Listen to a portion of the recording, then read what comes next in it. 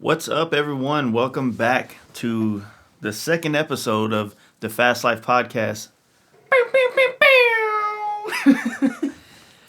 For all of you guys that checked it out last week, man, I thank you so much. I appreciate all the feedback we got. I appreciate all you guys sharing it on Instagram and Facebook. That's what's going to help this thing grow and help it, stay alive. Yeah, basically. We're as we keep doing this, we're going to get a lot more better speaking and a lot more clear. Hopefully soon we'll actually even be getting better equipment, depending on, if this thing keeps going good and we keep getting people wanting to get on with us, and, we'll invest more of our money into this. This week at the shop, man, we're just hustling, man. We got 2 weeks, or actually a week and some change till IMS Dallas, which is when we're trying to have our bagger done that we've been working on, and I just flaked it out today and clear coated it. So we're under the gun on that one, to be completely honest with you. a lot of work. I plan to put a lot of work into this paint job, and I plan for this bike to be the one we show off for the year and take all over the country like we did our Gold FXR. So I feel like I work better under pressure. It's like you give me 3 weeks to do something, I'm probably going to wait till the last week. You know what I mean? It's just that you got to, I guess you... That sounds terrible. It is terrible, but you get that pressure and you just, you're all in at that point. You have no other option, Right. So, I don't know. It's kind of been that way since I started doing this stuff 15 years ago, so it's pretty much the way it is for me. But yeah, so we got a lot of stuff going on that. Got the powder coat dropped off. We got a lot of the parts ordered. We got Paul at Lindahl Wheels is making us a set. He's actually releasing a set of wheels, and we're getting the first set, which we're super pumped about as well. And like I said, if you're going to be in Dallas, man, come out, check it out, find us. We'll probably be standing by the bike with a beer and some business cards. The double B's. Yeah. Just come by, say hi, shoot the shit. About, what was this? Not this past weekend, but the weekend before, we went down to Houston and we got to sit down with Homer Saenz, who is a painter I met in 2016 down at the Paris Custom Paint Show at the Lone Star Rally. Yeah. Dude was super cool, super fun to talk to.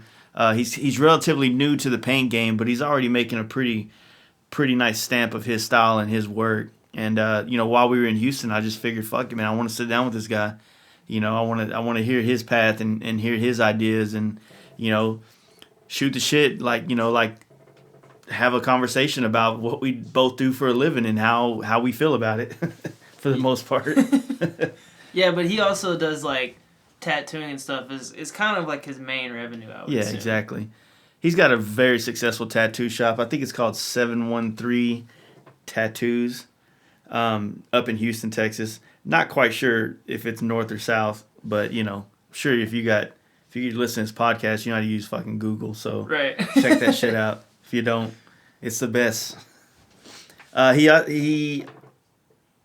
also on Instagram at Homer Saenz. Good luck spelling that. Saenz. Yeah. And you can see all his tattoo work, all his paint work, and check out all his shit there. And, yeah, man, hope you like this podcast. We're going to try to release at least one a week, depending on getting the content from people. It seems like a lot of people are a little hesitant about jumping on. For now. Yeah. We'll convince them. Yeah, we'll honey dick them into this. Honey dick them in. So... yeah, just check it out. Fuck it. Let's get into it. Hey, guys. You ready to let the dogs out? Fast Life Podcast. We're live right now. We're live? Yeah, Cool. we're live right now. So we're with Homer Saenz. I just learned that, right? Homer Saenz. Just drove down here to Houston. Catch up with him, check out his shop, see his work, see what he's doing. And, here we are. So, me, Jesse. What up? Homer. Yo. And then I'm Jace. So, I guess what we can do is kick off. We'll kind of start this. What we've found is that we start off as, more of an interview type thing. And by the end of this, we're, just all tripping out and just talking shit, whatever. Yeah. So how'd you like? What the tattoos come first, or did the paint? Like, what was it, man?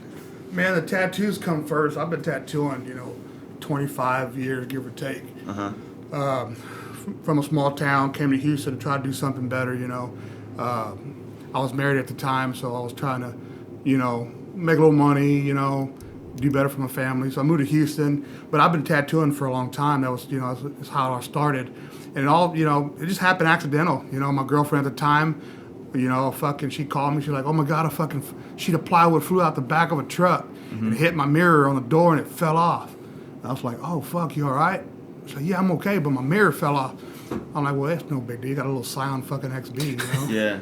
You drive a box. Yeah, you ain't driving a fucking Bentley, So, but there was an O'Reilly store off of Hempstead Road, and they're like the one or two stores in Houston that actually mix paint in a can. Oh yeah. O'Reilly's does do that. So, stuff, yeah. And the guy who did it at this location was a retired painter, and he was like, I said, hey, here's the color. He goes, well, you need to get a color code off here, and it's normally in these spots. So I got the color code. He mixed it up in the rattle can, had the clear, the metallic, everything in there. Went and bought a mirror from a bootleg place off of Harlan, put a new one on there, Yeah. Painted it, and I asked him, how do you do it, how you prep it, and he's like, he told me, and I fucking shot the fucking. How long ago was this? Like, dude, this was a couple years.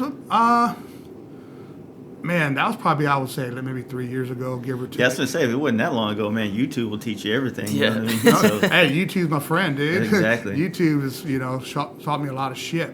But that's great, long story short, that's how it happened. I did that, and then, one of my piercers at my tattoo shop had a little chopper, and he's like, a little sporty. He goes, hey, man, you want to use the rest of that black on my tank? He just got a tape from Throttle Addiction, and I was like, yeah, fuck it, why not, right? But then my fucking dumbass, didn't want to fucking shoot something black, so let me try something out. yeah. So then I kept going back to a Riley guy, and I was like, hey, Are you man. still getting like aerosol cans? Yeah, Hell this paint job cost me about $2,000. my cost, but at the end of the day, right? Because I was fucking up all the time. Yeah. And buying rattle cans at $20-$30 a can. I'm like, fuck it. And then But you learned that way. Yeah. Though. You yeah, got I familiar learned, with and it was cool because it humbled me because it was all trial and error. You know what I mean? I kept fucking up. I kept going back to the O'Reilly guy, and he's like, Homer, what are you doing again? I'm like, I'm painting this fucking motorcycle tank, dude. He knows you by first. Yeah, name. Because I'm there. You're on first name basis now. I shit you not. My cost to paint this tank was probably $1,500. Damn. You know Well, what I'm saying? you could and I didn't associate charge that, him shit. yeah. I was just doing the favor. I could have Yeah. used a $20 can of black Yeah. and been done with it. But my Looks fucking dope, gun- right? Yeah, cool, sweet. Yeah, but it puts you on this path, so that $1,500 investment obviously worth it. You know what I mean? Yeah, So, for sure.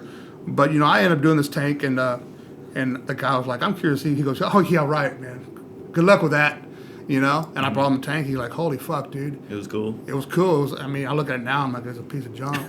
But at the That's time, how like, we all do. it's- Man. it's like- I look at it's something I dumb. did 2 months ago. Sorry if you got paint work from us 2 months ago. Yeah. but, Yeah, right. But now I started off tattooing, which helped me out with the color wheel and laying out colors and contrasts and stuff like that, which I feel is really important in our game that we're in. You know? Yeah, like you already had an eye for the art. Yeah. Are you more of a traditional machine kind of guy, or like cool machine, or you jumped into the rotaries and? Man, I do a little bit of both. It just depends on what I grab. Yeah. You know what I mean? So, I haven't never tried. I have no experience with a rotary machine, but a couple of my close friends use it, and I'm scared that if I try it and it's just way easier than it was. You when I did tattoo with- too? I used to a long time ago. I have nothing to show anybody of any kind of skill, talent, or like. Yeah, he tattooed my fucking leg when I was 14. It looks like shit This is gonna be a too. good podcast. Yeah. Man. This is But, this is a painter interviewing the tattooer painter who's The- interviewed by the painter tattooer. No, what happened Fucking for me breaking the though fourth is wall that- right now. Yeah. What happened for me though is that I got into, like, I grew up in the paint and body shop, right? And I didn't want to do it. Long story short, did it, whatever. But when I started doing custom paint, I didn't airbrush or do anything off the bat. I just used to, steal paint from the body shop I was at and go home and lay out shit on my refrigerator and my like wood table at home and shit. And then about 3 years into actually painting myself, I got used to doing drop shadows and stuff like that with the airbrush. I'm just like, I knew how to draw. Like I could draw, I could draw you. It'd probably take a little while, you know what I mean? But Yeah. so I just drew a skull and it looked fucking good. I'm like, fuck, like, because the first time you pick up an airbrush and you're used to drawing with a pencil, Yeah. if you have no like graffiti background or like that free form, like you have nothing to rest your hand on, it's a fucking foreign feeling. You know what I mean? It's Yeah, like really yeah. awkward. But 3 years of just doing lines underneath graphics got my hand and everything kind of like in tune together so that I could see a nostril for a skull or a tooth or whatever and draw it. And then so like as soon as I did it, I was like, fuck, man, I hell yeah, it looks good. I bet you I could tattoo as well. So I'm like, airbrushed a couple things, went into a little fucking shitty ass tattoo shop in Arlington, Texas, right by the damn college out there. Dude's like, yeah, man, looks good, man. Here, do this guy right quick. Like, that's it. Like, that was it. That was my tat. And then I did like some shitty ass, like, you know, like an infinity symbol or something on this dude or chick, whatever. I don't remember. But it's like something super minute and little. But he's like, looks good, man. You can have that chair over there. I don't know shit about machines. I don't know how to adjust it. I don't know how to fuck. Like, I'm just like, hey, it's fucking up again. And then he walks in my booth and fixes it. And I'm just murdering people, dude. Like, fucking them up. Like, I feel bad for everybody who ever got a tattoo from me in those, like, year or two of my life. I done some really sick ones when I had a close friend of mine that I kind of started half-ass apprenticing under. When he was over my shoulder and he was like showing me how to do it, I got some nice that I was proud of, you know. But then when he's away and I try to take that same knowledge and do it on my own, it's just like, fuck, man. Like, I feel so bad. I just fucked this dude's arm up, you know. But you got to play it up like it's fucking dope, dude. That's just tight. Hell yeah. That's my favorite one. Let's go to the bar tonight and show that bitch off. You know what I mean? But this is also the late 2000s, so nice fucking tattoos weren't really that prevalent. No, I mean, so you had like what Nico Hirato and all them. They were just kind of gaining like exposure. I mean, you had some badass black and gray artists, but most like nowadays you can almost go to any tattoo shop and there's at least one decent guy in there that can do some dope work. Usually. Then no, it was like maybe in your whole city there was one or two dudes that could do some decent work. So that's true. It was easy to be a shitty tattoo artist and be famous for it. So tattooing evolved so much, man. You know, I've seen it evolve like crazy. You know, people have been tattooing. You know, tattooing too. I was self-taught. I didn't have an apprenticeship, kind of like with the paint game. You know, I just fucking did it. Just dove in. I didn't even put my toes in the water. I just jumped in the pool, said fuck it. You know, and I think it's a lot of people. It's the same thing with business. I've been working for myself for so long. Like I kind of do things without even. That's what we were talking about earlier when you were setting up. I just don't care. I don't think about it. I just do it because I got that mentality. I've had that mentality forever. Yeah, you know. So and I have a lot of fun when I tattoo. I have a lot of fun when I paint. Yeah. And so it's just like there's times where I throw shit around when I fuck something up. You know what I mean? Yeah. It looked like a murder scene in here last week, but you know it happens, and it's all at the end of the day. It's funny, and it's like okay, cool, whatever, you know. But you know, same thing with tattooing. Never got taught. I just learned by myself, and then became really good friends with a guy that I hired a long time ago, and he kind of. That's when my tattooing started changing. You know, probably like in 2004, my tattoos started evolving a little differently. Started getting on in the tattoo scene, and then and the guy ended up involving in tattoo machine building. His name was Corey Rogers, and became really good friends. Worked with me for a long time, and we started traveling, doing 13 shows a year. You know, I was on the road a lot. Did you ever get to go out of the country and shit? Or? No, I never did because I'm Mexican. I'm kind of like Richie Valens. I was scared of getting on an airplane and shit. So I was like, no, man. We got to get on an airplane? No, I'm good, man. Yeah. But we went to California a lot, and I started flying a little bit more. My first time I ever got on an airplane was right when they released airplanes to start flying again after 9/11. Oh shit! So your boy was fucking nervous as fuck, dude. Yeah, it's always kind of trippy, like, cause I've flown like last year I was flying once a month somewhere. This year I've only flown once, and when you haven't done it in a while, like you start like getting this weird anxiety in your head, like. Yeah. Like, you'll be, like, at the house on Netflix or Amazon Prime, and you're like, oh, what's this? No, I don't want to see an airplane movie right now that has anything going wrong. You know what I mean? Like, it's kind of a trippy deal, you know, but the way I do it with the airplanes, dude, I always sit in the front, never sit the wings back. I'll fucking change my flight or get a new one if I have to sit further back. And I just watch the stewardesses or whoever the people are walking around. I'm just like, if they look chill and cool, I'm good. If they look if they start like whispering to each other and they got some panic in their face, I'm fucking freaking out. You know what I mean? I've ever be whispering they're out of Coca-Cola or something. Yeah, exactly. Because it's about to pop off. Yeah. But no, tattooing is what is my my number one thing is what I do. You know, we've been in business. This August was our 15th year. Hell yeah, congratulations. You know, so thanks, man.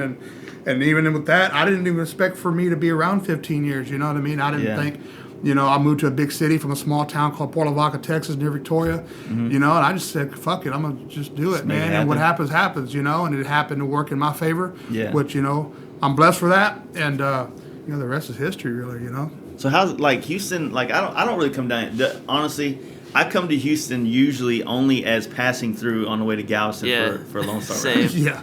Never spent I time used to down do here. a lot of the Los Magnificos lowrider shows back in the day.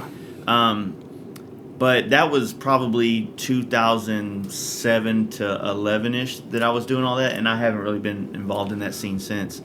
But other than that, I never come to Houston, so it's like I have no idea what the paint game's like down here. I mean, is it saturated? Is it a Man, it's kind of crazy because I was painting out at the back of my tattoo shop. Yeah. I had a little garage apartment. The fucking garage is probably smaller than the room they're in now. Yeah. And I kind of outgrew it. I painted a road glide for one of my manager, one of my really good friends that works for me at the tattoo shop, also in a club, and it was like he wanted everything painted. Lowers there, it was like 18 pieces. I'm like, fuck. Yeah. And I dropped pieces a couple times, and I said I need to get out this little fucking building. Yeah. Okay, end up getting this one. I've been here for a few months, and it's weird because I know a lot of people, and the people I know a lot of people. Mm-hmm. So I think I got really lucky with the business that I've been getting. Yeah. You know, because I think it's that's how I kind of think that's how my business I'm getting it, and I wouldn't say it's saturated, but right now a lot of the paint jobs that I have are a lot of people that are local. You know, which is awesome because normally I was doing shit for people out of town. You got an advantage that I always see because, you know, with the tattoo money, it almost can like cushion the time or whatever you can put into this, as opposed to like, it's like we don't really have any other source of income other than paint work. So it's like, so if we don't get a bike out in time, we're fucked, you know? Yeah, pretty much. Yeah. Like rent, all that stuff. Like we're not that kind of company that's got like 10 grand in the bank. Like, oh, well, this bike's not done. Like, no, that bike's getting fucking done by the 29th of whatever month it is. You know what I mean? You know what's crazy is when every time I got a job, I for some reason I treat it the same way. Mm-hmm. I don't even focus on the tattoo shop. My mind when I'm tattooing, my mind's in tattooing. When I'm here painting, my mind's here painting. Especially I'm out behind my shop where the homies are like, hey, what's up, Homer? Man, looks dope, man. And you know, your 5-minute break turns into 3 hours. You know, oh fuck, let me get back to this shit. You know, oh fuck, tattoos already started healing. Yeah. I'm like, oh shit, but fuck, I should have painted another coat on this thing already. It's not tacky no more. You know, but here I'm away from everything. So when I'm here, you know, I feel like this is all I do. I feel like this is my job. Right. You know? That's cool. So when there's a deadline, I take that shit as serious as a heart attack. You know, so it's like, and if I have to be here wee hours a night, that's what I do. You know, and still try to run a business. So at the end of the day, it's pretty exhausting, you know. And I was like, man, I was sitting back one day. I was like, man, how the fuck do I do this shit every day? I'm 40 years old, and how the fuck am I still like walking around and fucking doing this shit, and doing 2 hours of sleep a day, you know?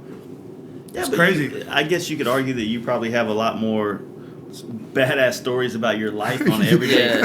We could talk for hours just about like nightly stories. I mean, you work in a tattoo shop, dude, you're gonna have some fucking good stories. Oh yeah, I see dumb shit every day. Every day. So I mean, like, or you could trade that in for a desk job, and you could talk about some, you know what happened on the way to work today in traffic, and get your 8 hours of sleep and drink your Slim Fit yogurt. Talk about being out of Staples or something, you know. You know, and that'd be the fucking highlight of the day. But yeah, man, you know, making the move to get the building I'm in now was probably the best thing I could have done. You know, it allowed me to be more productive because I had more room. I can work on multiple things at one time. As you know, it's key to the paint game. You know, and I'm still trying to get my girlfriend to realize it sometimes when she calls me. I'm like, hey, I'm shooting clear right now. Hey, that's what I'm doing. So I'm not gonna be near my phone. Yeah. Right. She's blowing me up. Hey, I said, sweetie, I told you this shit's like time sensitive, man. So I got for the next hour and a half, I'm out of pocket. It never changes. Just get used to it. You know what I mean? Away. And it's like, and she will come, and she'll come and hang out, and she's like, oh my god, this is fucking crazy. If I gotta touch something up, you gotta mask all this shit off. She's like, you gotta do all that for that little spot. I'm like, yeah. So when you blow me up on my phone, now you see why I'm like frustrated because there's a lot of shit just to fix something, you know. or you fucking call me, I get scared and I fucking hit the part by accident or something. You know what I mean? Oh, shit. I'm here by myself. And Yeah, something goes on with this kind of hood, you know, and I'm kind of new to the area. So lucky I got a concealed carry and I carry a gun all the time. So it's like, That's fuck, good. motherfucker comes over here, I'm gonna shoot their motherfucking ass. And it's super quiet over here, dude. So if I hear a fucking little noise, I'm like, oh shit. I'm Mexican, so I'm jumpy as fuck. You know what I mean? So I get scared pretty easy, you know, especially I'm here till 4 or 5 o'clock in the morning. But, It was sometimes like we had a shop. The shop we're in now, we've only been in there for about a year. That was actually. definitely not sketch though. But we're in the fucking like the edge of the suburbs, beginning of the country. Right where meth is made. Yeah, pretty much. It's not sketchy at all. But man, I've had shops where like.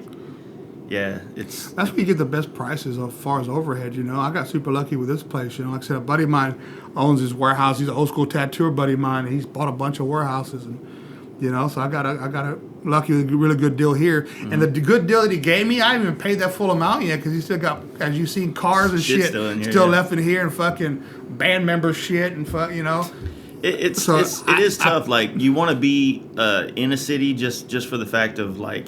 Getting paint delivered and you know just the many reasons, you know, having something decent to eat for lunch every day is our big thing. But the problem is like the more urban areas, then the more city that gets involved, and it gets complicated to be in business. And then you have, you know, let alone you get a $6,000 or $10,000 paint booth, then you got to have the fucking, you know, the sprinkler company has to come out and or the fire marshal demonstrate it for the fire marshal, and just all these fucking hoops to jump through so you can get the same amount of money for a paint job as you were getting in the back of your tattoo shop. Yeah, no shit. You know what I mean? Or in your garage or whatever. Yeah, so it's exactly. like, you know, I've always argued that it's hard for people that solely do custom paint to be kind of subjected to the same kind of laws as somebody like Service King, who are banging out $20,000 to $50,000 a month in cars, and the amount of paint they're running through compared to what we put into the atmosphere ain't shit. You know what I mean? Oh, no. That's true, man. So it sucks. You know, we can't afford that. You know, I mean, yeah, if I was charging $20,000 to paint a bike, but I'm going to paint one bike a year maybe if I'm lucky. They should have, like, different limitations for, like, what size or how much your shop's going to produce. You know what I mean? It sucks. Like, even if you try to open up an airbrush place and you're using urethane paints, you still get subject to that same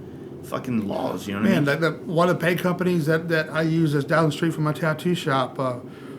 I walked in one day, and they've been there forever, dude. It's like third, fourth generation.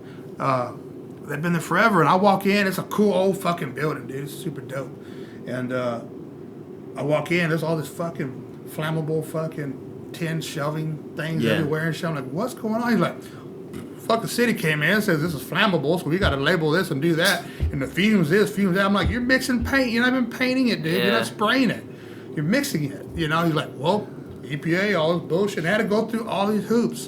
And they've been there fucking 40-something years, 50 years. Yeah. I'm like, that's kind of fucked up. You know, not to say anything, but like paint is way better as far as chemically for you. I'm not saying it's good for you at all, but way better than the shit that like my grandfather was spraying in the 70s and my dad in the 80s and 90s. Yeah. You know what I mean? So it's kind of like, y'all didn't give a shit back then. Like, motherfuckers would be painting next to schools and stuff with no paint booth with the garage door open, you know? Yeah. But now it's like, you know, well, the school bus got fucking overspray on it. Yeah, we got better materials and better shit, and we're still getting like twice the amount of. They should do that to everybody. You smoke meth? Hey, you gotta have a fucking exhaust fan and shit. You smoke meth? Hey, you gotta meet EPA. You vape? You gotta have an exhaust fan.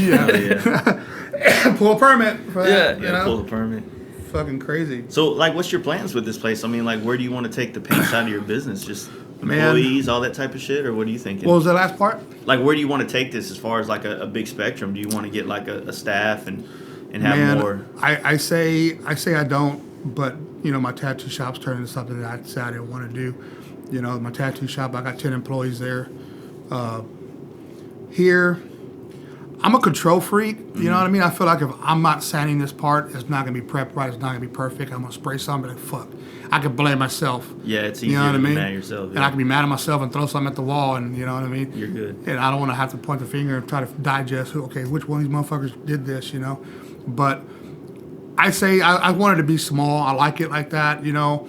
It's turned into a little bit more than I expected it to be as far as, you know, as much work as I've been doing, you know? So, which is crazy to me because, You know, you got people like you, been in the paint game a long time. There's a lot of people been out there painting a long time, you know, that I feel deserve way more than I've gotten in the little bit of time that I just jumped on the scene, you know. Right. And, You know, what I tell everybody though, you know, and it's crazy because I grew up in a paint side of business where we were all cutthroat. Like that was the way you had to be. We weren't allowed to be friends. We were all competition. You know what I mean? Like that's what I grew up in the paint thing was. And then I started meeting other painters. I'm like, man, this fucking dude's cool as shit. Like I can have a conversation with you about paint and paint products and processes, and I can learn. And I'm like, why the fuck can't that just be something that we all do? I mean, I'm a firm believer that we all kind of have a style. Like you look at your paint work, there's a style within that work that you can sell as yours, just like a tattoo artist. Exactly. You know? Yeah, I agree. And 100%. so what's wrong with sharing knowledge and ideas and product knowledge and stuff like that to anybody, you know, Yeah. no matter what level of paint they're on. I mean, I've had some of the biggest names in the thing go, hey, man, how'd you do that? And I'm like, well, I'll tell you how I did that if you tell me how you did this right here. Yeah. You know what I mean? But it's the same thing. It's across the board. Like, for instance, the one thing that I get asked a lot is the silverleaf stuff, which I'm by no means the best at it. Like, there's some dudes even here, Sick, was it Pellin's Designs, and Loki up in Dallas. These dudes fucking kill it on the silverleaf and gold leaf game, right? My shit's not there yet, you know what I mean? But it's getting me by. It looks great. But there's a lot of people that'll just hit me up, like other painters, and they're just like, hey, man, how'd you do that? And I'm Yeah, like, I was messaging Yeah. you. I was like, hey, man, I'm going to do this fucking variegated gold leaf. How do you do this? What do you do that? Yeah. You know, we went back and forth. And yeah, that was exactly. Cool. I've always said it's how you ask me that I'm willing to help you out or not. If you just said, hey, man, how do you do this? Like, which part? I mean, all of it. I'm like, so you haven't tried any of it. So you haven't wasted any of your time at Michael's getting the shit that doesn't work to come to me and say, man, I've tried 100 times. It's just not working. Can you help me out? Fuck yeah, I'll help you out because I know that If they have like frustration. real If actual you haven't questions. done the hard Yeah. work, if you haven't fucked up enough, and I can hear it in your voice that you haven't tried yet, I'm not as willing to be like, yeah, dude, so what you want to do is this, this, and this. You know what I mean? Because I feel like you just got to ask the right questions. I feel like a lot of people are Yeah, that that's way. like me. I call it the approach. It's all about the approach. Yeah. You Yeah. know, you can ask a This guy, up. hey, man, can I kiss your wife? And it's all about approach. If you approach me kind of cool, I'll be like, yeah, fucking kiss on the cheek, man. You know, but if you're like, hey, Yeah. can I kiss your wife, nigga? He's like, hey, nah, homie. Yeah. You know what I mean? That's not cool. Yeah, no, we about to fight, dude. Yeah. You know, it's like, but yeah, it's all about the approach. But no, tattooing was the same way. You know, tattooing, and I apologize if I keep referring to No, that's tattooing right, because that's yeah. you know that's a huge part of my life.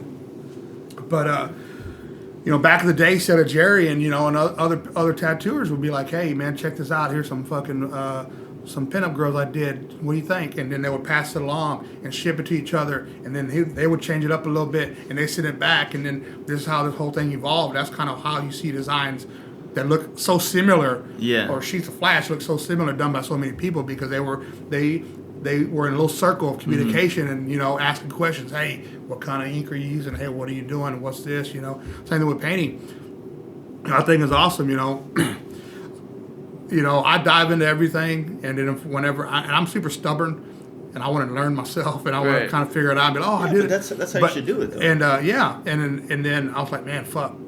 And this is the job I was telling you about when I was asking you a question. I was like, hey, man, what do you do? You know, I thought it was awesome. You know, because you could have said, nah, man, or not even responded back to me. You know, and it would have been okay, cool, no big deal, and you know, I'll hopefully try to figure it out. So. But you know.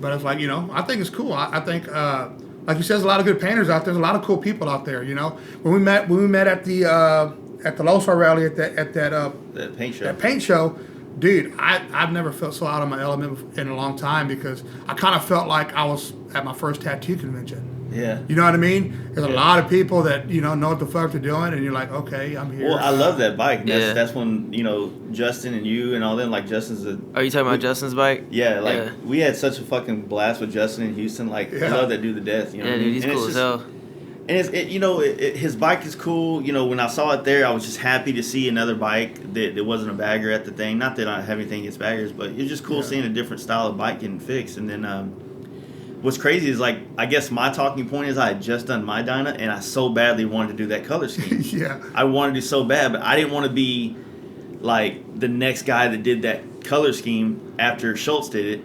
And I was just way too hard on myself and not letting me do it because I didn't want people to be like, oh man, you copied him. But then you guys did it, and that's not what I thought in my head. I wasn't like, these fucking dudes copied Schultz. And I was like, damn, I wish I would have did it. So I was just mad at myself, you know what I mean, for not doing what I wanted to do, you know. And it's the same thing that happened with my FXR, my Gold bike. I always tell people, like, man, just when I paint something for myself, I'm a customer of myself, right? Yeah. So I'm trying to give myself what I want. But as the business guy, I'm trying to do something that I know is going to get the attention of the crowd and help sell more paint jobs. Yeah. And if I didn't paint for a living, I'd probably paint everything flat gray because gray is my favorite color, right? Yeah. So that's not going to sell shit for me. You know what I mean? I think the gray look dope. It does look dope, but it's not going to sell me paint jobs. Yeah, so I need, true. Yeah. You got to have a paint job that's going to maybe not be the most wildest or craziest one in the group if you're a painter. But it's definitely got to be one if there's 10 bikes and they're all custom painted. You got to figure out how to stand out in them, but still be easy to look at. Especially with that one, for that being my first time being in that type of environment and doing that. And Wheezy had to pull my leg to go over there too. Yeah, for sure. Wheezy's like, hey man, we're gonna enter this bike. I'm like, nah, homie, don't do it, man, don't do it. Don't do it. I hate that anxiety that you get when you enter bikes in those shows. And I had my Dyna that I painted. And I even fucking took it out there. I parked that bitch way around the corner. Wheezy's like, put yours in. I'm like, hell no, dude. All the way to the fucking Lone Star Rally, I'm looking at Wheezy's bike. I said, man, that thing's cool looking. Yeah. And I look at my bike, I'm like, you piece of shit. Why'd you paint it like that? You know what I mean? And Wheezy thought it was cool. I'm like, Wheezy, shut the fuck up, man. Your bike's cooler than mine. I'm not going to enter my shit. I ain't putting my bike next to yours. You know what I mean? Yeah. And to me, his color scheme was a cool color scheme.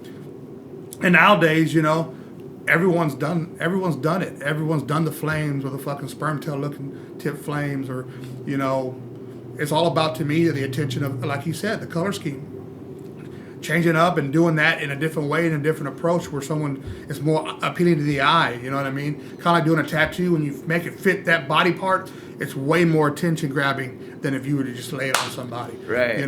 So like with the teal bike, me and Weezy sitting there, and Weezy used to tattoo too, by the way. I didn't know that. Yeah, I didn't know that. Weezy used to tattoo, and we were talking about paint schemes, and he's like, I said, man, he goes, I'm really wanting teal. I'm like, dude, I was just thinking the same thing. And him and I were roommates for a long time through my divorce. I stayed with Weezy for a good while. So him and I got really, really close. And I was like, man, I don't want to paint your bike. I'm going to fuck it up, dude. I don't even know what the fuck I'm doing, really, And did it, and we did it together, and he helped me sand and prep, and, bonded even more, and then, and the bike became what it is now, and which is one of my favorite bikes. I try to buy his bike from him all the time, He don't want to sell it to me. Yeah, and I tell him all the time, I'm going to paint my bike just like yours.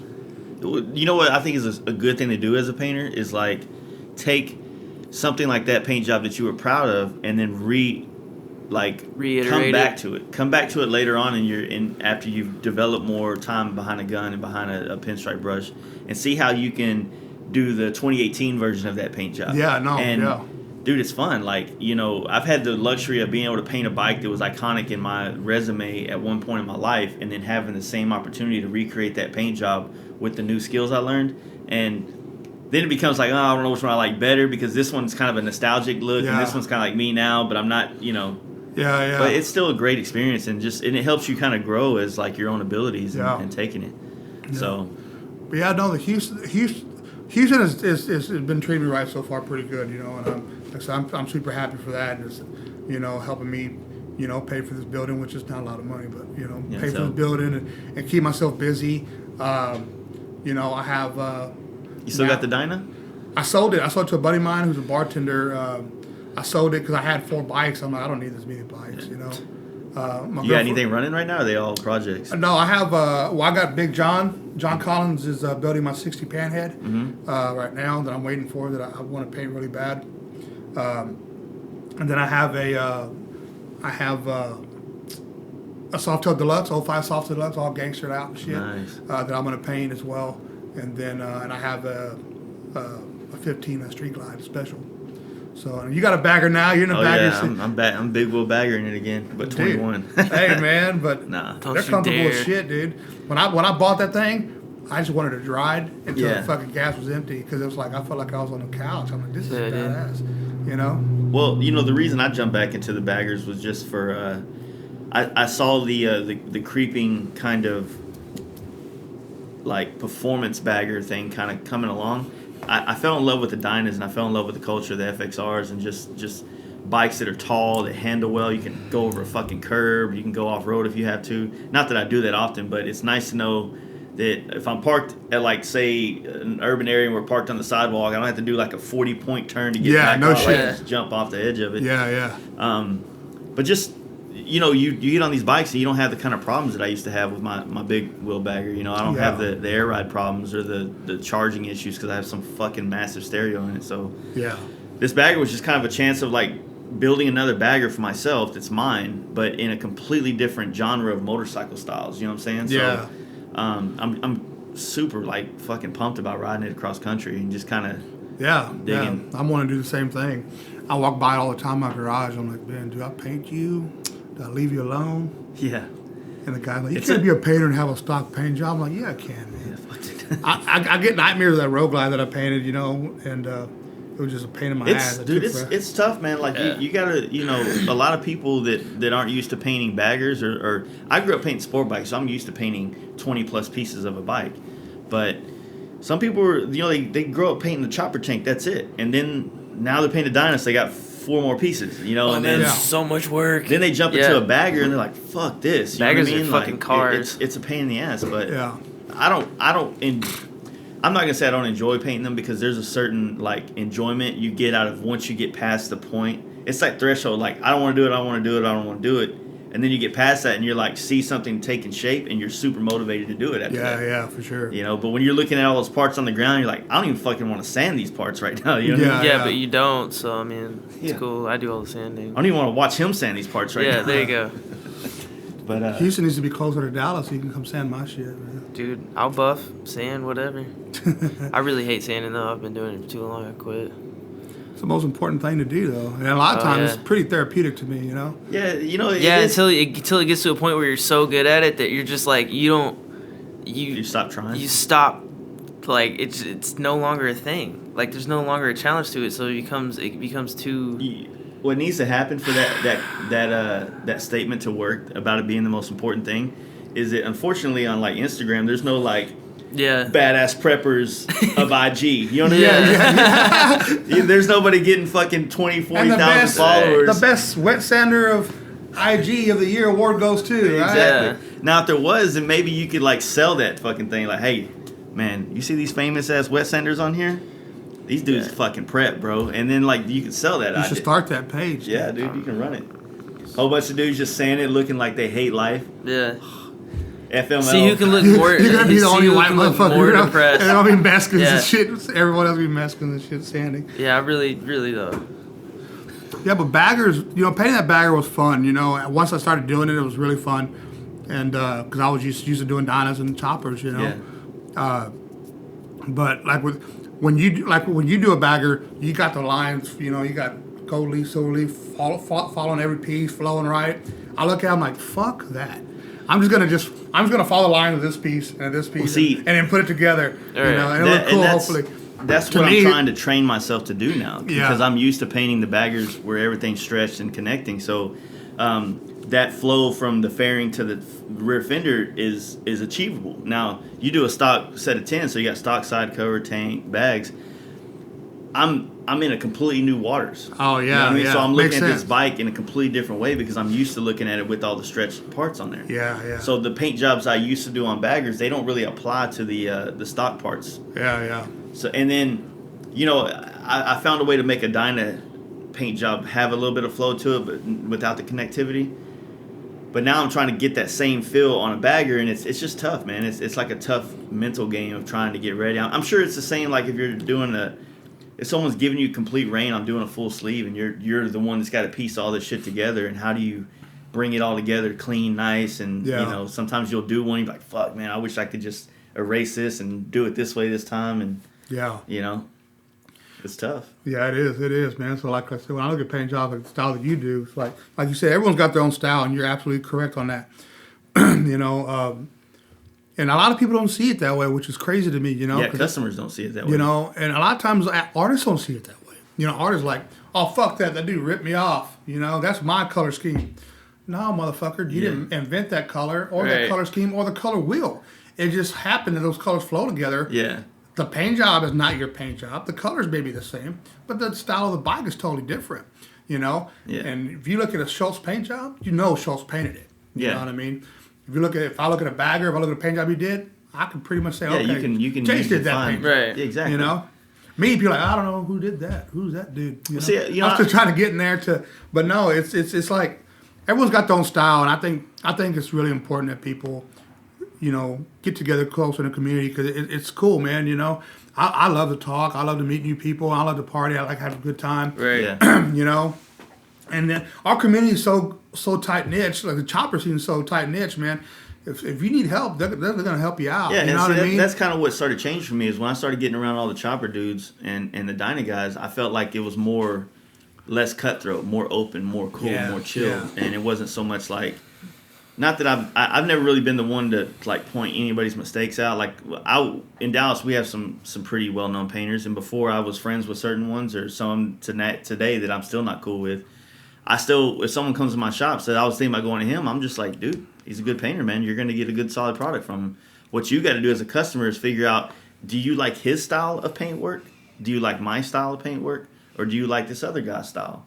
You know, I always like explain it to customers. It's like you don't go to a color tattoo artist and bring black and white pieces and wonder why he can't achieve what you're expecting. Yeah. It's like it's not his thing. You know what I Yeah. mean? Not that we don't want the challenge or to get better in other areas, but that's something on our personal level. We don't need customers like, hey, man, I'm trying to help you get better at what you do. No, fuck Yeah, that. I'll yeah. do that on my own terms. Yeah. You know what I mean? Yeah. So that's why I always try to tell people just, you know, this is my style, but I'm constantly evolving it. Like I'm inspired by what you do or another painter does, and it's changing my style every day. Yeah. It's not a copy. It's just it's an influence. Oh, you know? absolutely. Yeah. So that's the way I tell people. It's like, man, there's nothing wrong like I've had guys come to me and go, dude, I love your paint work, man. I got a whole folder on my computer with your paint jobs in it that I look at when I need inspiration for paint jobs. I'm like, dude, that's fucking awesome because I got some of your same bikes too in my shit. Yeah, you know, yeah. like it's how it works. Like Yeah. I might see a paint job you just did or this one on the floor, and I might stare at it a minute and see something you did, and it might be something that's that big, like that point or this, and I'm inspired by that, and I can design a whole paint job off that one inspiration. Yeah, I'm the off same that. way. So- I go like with the tattoo shop thing or business, you know, I could go to a fucking Subway sandwich shop and be like, man, I like how they hang that thing on the wall where they organize those fucking pins. Yeah. And I went to a tattoo shop and I bought that fucking organizer and I put it in my tattoo shop. You know, it's fucking from IKEA. And I'm like, man, that's fucking dope. I'm like, Subway, fool. Subway food. Subway, you know. Eat fresh. But yeah, man, it's crazy, you know. Last year flew by. 2017 Dude, it fucking did. flew Oh, by, yeah, dude, absolutely. because Yeah. it was balls to the wall, you know. And my buddy who has his place was running a little behind him, getting. This place was full of fucking motors, parts, cars, like 8 cars, and it was fucking nuts. I'm like, dude, I need this place empty. I need it empty because I had all the shit to paint. And by then, I already fucking disconnected myself from my little room that I had that I was Yeah. painting out of. So when I first got in here, it was fucking balls to the wall because I had to fucking meet all these deadlines, get this Yeah. shit done. And now it's kind of chill, you know, and it's kind of the norm, you know. So now I can. Normally, I'm either here all day. I go to the tattoo shop at night, or vice versa. A lot of times, I'm back and forth throughout the day. If Yeah. I was doing some remodel at my shop, and the guys were about to pour the concrete slab in the parking lot, and I was like, "Oh, I can shoot the fucking first round of clear on the chopper tins, man." I said, "I'll be right back." I went, shot the first round of clear on that little mint bike, and came back and said, "All right, man, what's going on?" I'm like, "Damn, you already did?" I'm like, "Yeah, dude, come on, what's next?" You know? And, Yeah. And went and helped them do some fucking concrete, you know? Every time I move into a shop, I get into this like phase where I want to like dial the place in and set it up, make it super comfortable, kind of like a workspace. Yeah. But then now recently, over the last couple of years, I've gotten to this point where I started looking on Pinterest at shit. So now I want to like put wood on walls and tin. Make it all cool. Yeah, make looking. it all badass. And I mean, it's helpful because like, see me, like I started like dabbling in photography to take pictures of my work so that when I put when I put pictures out there, they're better quality photos of my work. Yeah. And so the one thing that I hate is like when I take a picture of something and then there's like a shit show in the back. Trust me, there's like 40 fucking walls in my shop that you don't want to see because it's just a mess. But I try to make one area that looks cool in the background when I take a picture of it, so that it looks when like I take a picture, we have our shit It's together. only in this room right here. Yeah. If I do a video, it's only in this room. I'm like, oh, don't stop. We see the speakers. Right there. You know? But you shot the pictures, right, with your bike and Weezy's bike when y'all were all we were down. Yeah, in those pictures are dope. And I was like, because I was thinking here, I'm like, man, what am I going to do in here? When I first came in here, I'm like, all right, cool. This is what I'm going to do. This is what's going to go on. But like, I do all my airbrush work in this room, all my panel work, all my taping in this room. Yeah. So I can have AC, I can have heater. Like today's fucking 40-something degrees outside, and I'm in here warm as shit until I walk in that motherfucking warehouse and my fucking balls are freezing. Yeah. You know? So I try to stay out of that room as much as possible until I need to be in there. But, and then I'm like, man, I'm going to paint this. This is what I'm going to do. This is going to be my showroom. I can have shit that I painted. And then I'm like, fuck it. I don't want to do that. You know, I don't want to paint the walls. I don't want to do this. I just come here and paint. So why make it look cool if I'm just going to be in here painting? But I'm like, wait a minute. And then I see the photos that you did with the bike, the Weezy's bike. I'm like, those are dope-ass photos. I'm going to print them. I'm going to blow them up and put some frames. I'm going to start painting some shit up in the deal.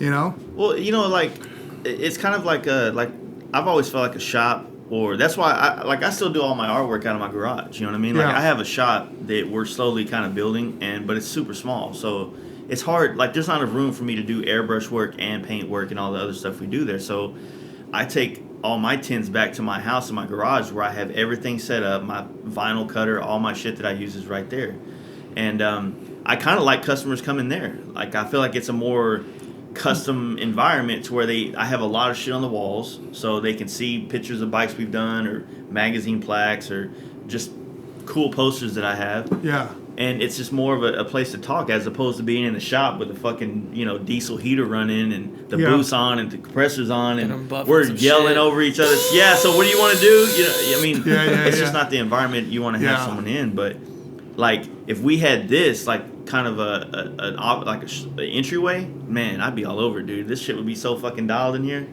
I'd have a bar over here, which I'd probably never actually get anything done at that point. I'd just be trying to get my buddies to come drink beer with me at the shop all the time. But well, listen here, Mark Stewart, you had to come to Houston to come help me out over here, dial this place in. But that's why I'm waiting for these cars to get out of here, man, because I want to dial it in. I want to make it look cool, and I want to make it, I'm not going to have signage out there. Yeah, you don't need that. I'm not going to have signage. I don't want just random people coming here. Hey, man, can you paint? I don't want to do that. Yeah, I want to paint what the fuck I want to paint. Yeah, you'll get a lot of fucking walk-ins. Like, and I don't want to do that. You know what I mean? And a guy came to me at the tattoo shop, and the paint, one of the paint supply companies I deal with, I guess, gave him my card, which I didn't have a paint card. I have a logo thing that I made that I need to make a card for, but I give my tattoo cards, got my cell, got my email, got everything on there. And the guy came to the shop, had like a little 3 Series Beamer or something, and he had it was like a white fucking car. He goes, hey man, I need you to see if you want to paint something for me. I said, what do you want to paint? He goes, I want to do just one door. I want like a Dukes of Hazzard style number, but I want a number 1 like Ghost. So you see it, but you don't see it. I just want to do the door. Can you just do the door and not my whole car? I said, sure, no problem. He goes, well, how much is that going to cost me? And when can you have it done? I said, you just want the door. He goes, but is a paint job going to look this? Is the white going to be the same as my car? And in my head, I'm like, oh, I'm just going to fucking sand it, put a fucking Ghost 1 on there. I'm not going to fucking break into the color, paint job. I'm like, no, your stock white is still going to be on here. I'm not even going to touch it. I'm going to prep it to put your 1 on there. I'm going to shoot clear on it.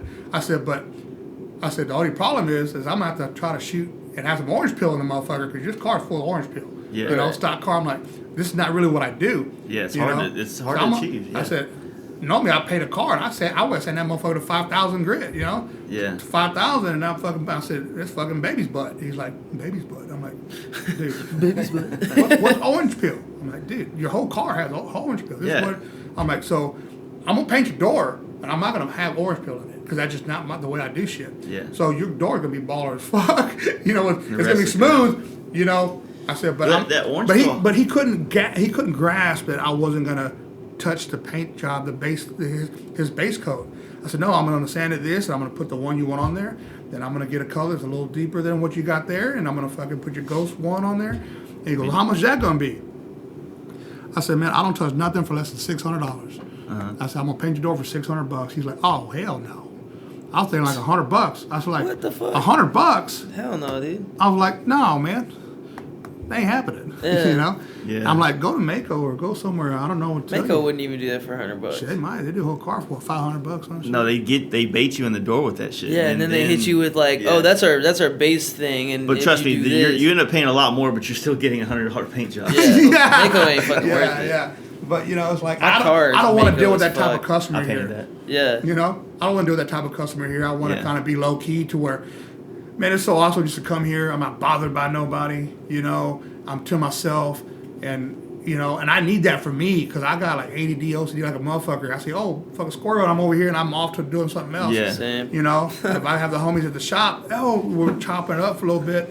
I get sidetracked really easily. Exactly. You know, so here it's way better for me because I'm way more productive. I'm like, wow, I'm getting shit done. Oh fuck, I did all this today. You know, I had a customer come in. Big John called me. John Collins. He goes, hey man, I feel bad if I didn't at least tell you, but I know you're probably not gonna want to do it. But I'm gonna tell you anyway. So I'm a nice guy. He goes, but this lady wants. A guy that I know knows a guy whose wife wants to surprise him with a paint job for Christmas. This was a week before Christmas, okay? He goes, so a week. He goes, it's a Yamaha V-Star. It's a metric bike. I know you're really not into that shit. I'm like, what's the paint job they want? He goes, well, they had it painted already, and apparently he didn't like it and never rode the bike ever since. So he sends me the paint job, which I'll show you here in a bit. He sends me the paint job. I'm like, man, that's just like shit. And then he showed me what he wanted. Is basically a basic paint job with some scallops on it.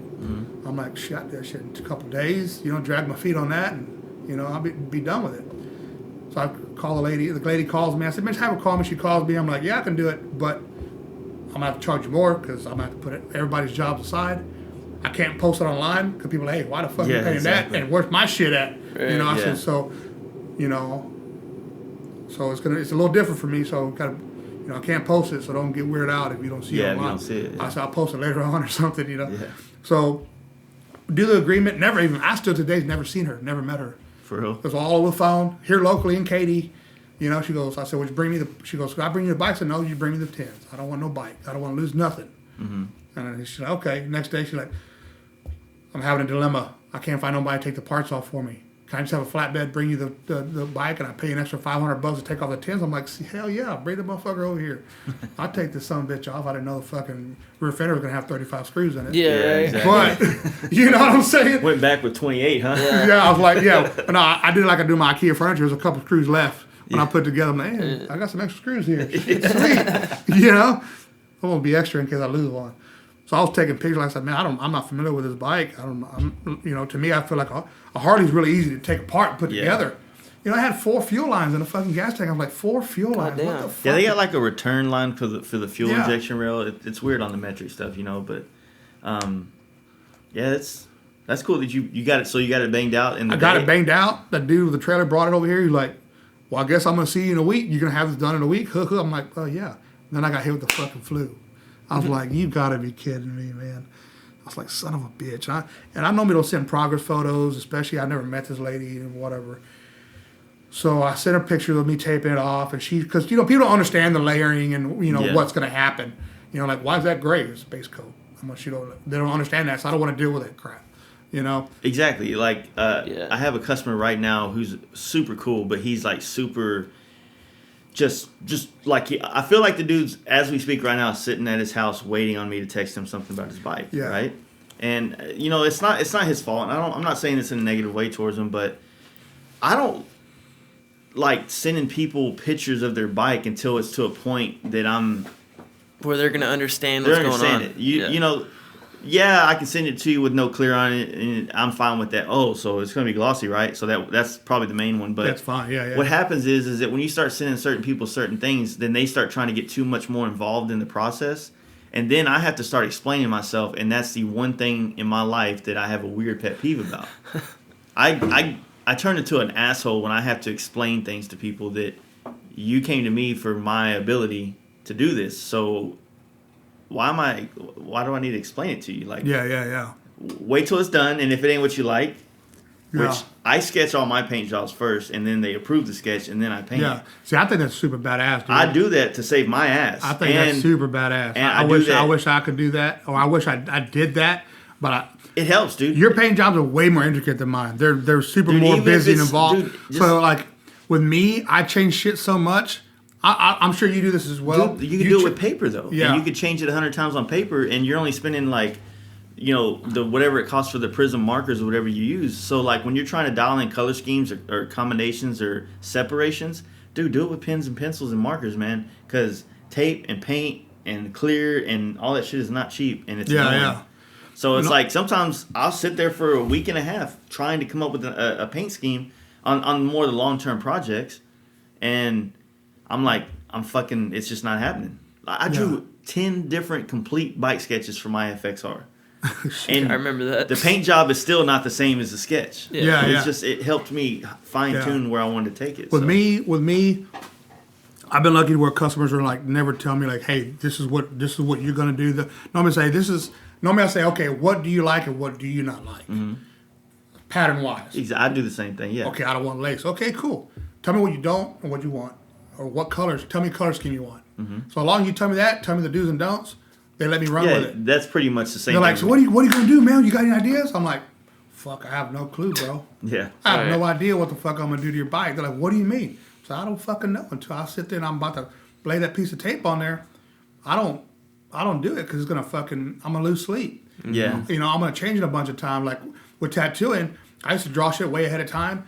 And if I walk by it for a week, and as I'm walking by it, I'm looking at it, I'm analyzing, I'm like, no, I don't like it, and I have to redraw it. You have to. So now with tattoos, I draw, if it's a sleeve, whatever it is, I draw an hour for my tattoo. Exactly. That way, it time. keeps me on my toes, and I feel like I'm more creative that way because I'm on a deadline, I'm on a time crunch, and I'm okay. I'm here, you're put to the test, dude. Yeah. Get the best you got right here. Exactly. Same thing with this.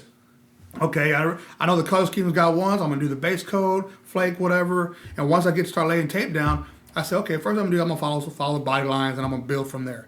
And then I'm like, okay, and that's what I do. And I'm like, okay, well, this is what I'm gonna do. And then if I change some tape, cool. But normally, if I sit there and draw some flames, okay, now I'm gonna have to make those flames look like I'm drawing. I'm gonna start beating myself up, Yeah. But I think it's super cool the way you do shit because it reminds me a lot of car guys, like Foose, Like shit Foose, yeah. Like Foose does that shit. I wish I could draw as good as that. And that dude that shit's baller as fuck. Because if I could, I'd just draw for a living. Yeah, I right, wouldn't even fucking paint anymore. But I think that's super dope, It's just helped me ever since back in the day, back in like when I used to paint sport bikes, man. It's helped me get an understanding of where I want to take this paint job. And if I get super stoked on what I do on paper, then it motivates me to have that energy to go towards with the paint job. And then, of course, while you're doing the paint job, you make adjustments based on the fact that, A, you drew something on a flat piece of paper, and now you're laying something out on a three-dimensional piece. Yeah. So you're going to have changes and adjustments, but now I can lay out an intricate bag or paint job all in one day. Yeah, shit. That's I'm crazy. like, I can come in there at 11 o'clock because we don't fucking wake up early around my house. And then at 6 o'clock, it's taped up ready for the first color. As opposed to if I do that and walk in with no idea what I'm doing. Yeah. And it makes sense with the type of style that you do. It makes complete sense. I've always said, like, my style, like, what I like is it. Like when you said you painted your Dyna in a day at the Lone Star Yeah, Rally, I was like, what yeah. the fuck? A day? I'm like, son of a bitch. It was a long fuck. It was a full day. It wasn't fucking like day. shit. Yeah. Like we sprayed it silver, flaked it, and then I had that point in time. Was it 2016? So the month of October in 2016, I was back and forth to California for 2 months, like painting bikes up there. And one of my close friends up there, he was going to jail at the end of the month. So I was trying to help him bang out as many jobs as we could. So I would literally go there for 2-3 weeks. We'd knock out 4 bikes. I'd fly home for like 3 or 4 days, and then go back for 3 or 4 weeks. And the whole idea of the Dyna build that I was doing was I wanted it to be ready to go to the Dixon Flannel Show in Phoenix, which was the week before Lone Star Rally. So I came home for 3 days. I painted the frame. We Cerakoted the motor, put the motor back in the frame. We flaked out the tins. That way when I got back, they're ready for artwork. And I just did all my sketches over there. And then when I got back here, I went to it. And I still had to make changes to it. But, it was just tunnel vision. Got into it and just did it, But, I just think sketching helps. Even if you don't color, man. Just getting the lines down. Like, I got a sketchbook at home. I got 20 of them, dude. Just fucking... Yeah.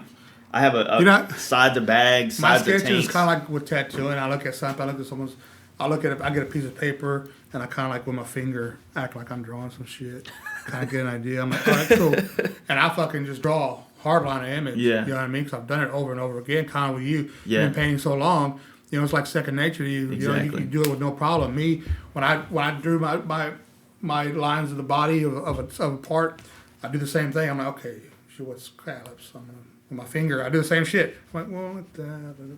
Okay, cool. I start taping it. Boom. Yeah. You know, and normally I get it right the first shot. Normally. That's cool. You know, so I use tattooing a lot with when I paint the way I do shit. I got the guy who's next to me is a sign guy, so he does all my plot and shit. That's you good. know? Yeah, it's helpful. And I'm like, I'm gonna get a plot. He goes, no, I'm gonna bring you one. I got an extra one. I'm like, okay, cool.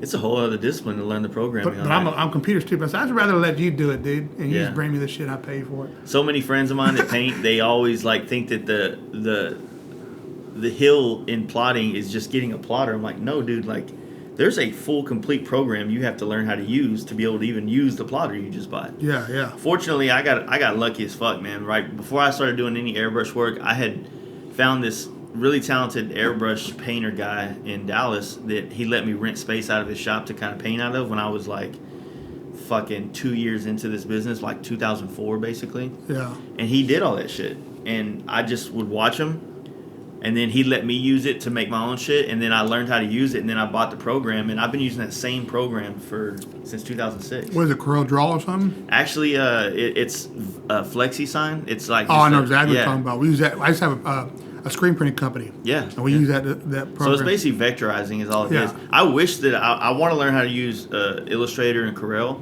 but it's almost like I'm proficient with this, and I'd almost rather take that time learning something else to be learning something else besides another program for plotting yeah. stickers and shit. You know?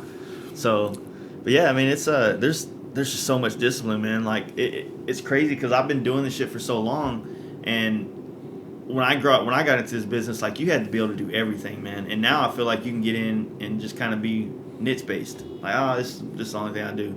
Man, I used to have to fucking recreate logos and fucking fix other dudes' paint jobs, you know, because I came in at the ass end of the chopper craze, or the TV chopper craze, you know what I mean? Yeah. So there was a lot of weird fucking paint jobs on bikes back then. Oh, yeah, dude. You know? I was looking at something the other day on my Facebook feed. I don't know if you've seen it, but it's like this clown, this evil-looking clown, this red bike. It's all like OCC-style chopper, you know? I'm looking at it, I'm like, that looks kind of cool, and they pan over the paint jobs, and I start fucking picking it apart. And then I look at, oh, that's cool, and I start picking it apart. And I'm like, and then I look at the arrow when the bike was painted, I'm like, this is so crazy to me, you know? And I'm thinking of the old Orange County Chopper Show, on the type of shit Nub used to do. I'm like, man, that dude. That dude's still fucking raw. Like, we were at SEMA together, and Nub's always been like that. Not to say anything bad about him, he's never been like that extraordinary painter. Like, he's never been that Corey St. Clair kind of guy to me, to where he like wowed me with everything he did. But I saw some of his work up close and met him as a person, and I was like, this fucking dude is a goddamn legend. You know, he's a fucking goddamn legend, yeah. You know? And I took a few pictures of a bike he painted out there, and I was just, even to this day, like, I just stare at it like, I'm like, wow, like, I like how he brought this line. And yeah. It's weird, man. I think I'm weird when it comes to that shit. I'm the same way too, man. Now it's like I look at this whole paint thing a totally different way, you know. And, it's got to be exciting. Oh, dude. Coming from tattooing forever. Yeah, now man. It's like, yeah. and like I said, I feel like I'm just new to tattooing. You know what I mean? So when I went to that paint show, the Perowitz show, even talking with fucking Mr. Perowitz, man, I was like, what? I wish we had something we could jump into now, like a different trade. Yeah, that's why like, I've been. We're getting you know, worn out. It's easy to get worn out when you do the same shit. You got to every get day. worn out with certain you know tattoos what I mean? and stuff, right? Yeah, man, it's cool because normally when I get burnt out of tattooing, I do something else artistically. Mm-hmm. You know, I started doing wood cutout signs when I got burnt out. And then that turned into a 2-year wait list with wood cutouts when I started doing it. He's just good at everything.